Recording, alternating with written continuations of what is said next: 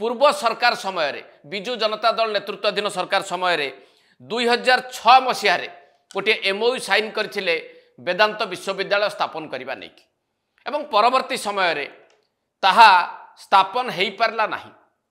जो कारण गुड़िक रहा आप भल भाव जानती जे सेतेबेले वेदांत विश्वविद्यालय स्थापन पर जो परिमाण जमी से चाहिए एवं जो ढंगरे जमी अधिग्रहण प्रक्रिया करा जाइथिला ताहाकु नेकी स्थानीय अंचल असंतोष देखा देइथिला। परवर्ती समय उच्च न्यायालय को मामला मध्य जाइथिला। उच्च न्यायालय एभली जमी अधिग्रहण को नापसंद करथिले एवं परवर्ती समय देशर सर्वोच्च न्यायालय मध्य उच्च न्यायालयकर जुक्ति को ग्रहण करथिले एवं जो मान ठारू जमी निया जाइथिला सेमानकु फेरे देबा पई मध्य निर्देश दिया जाइथिला। एक कथा समस्त को भल भाव जना अछि।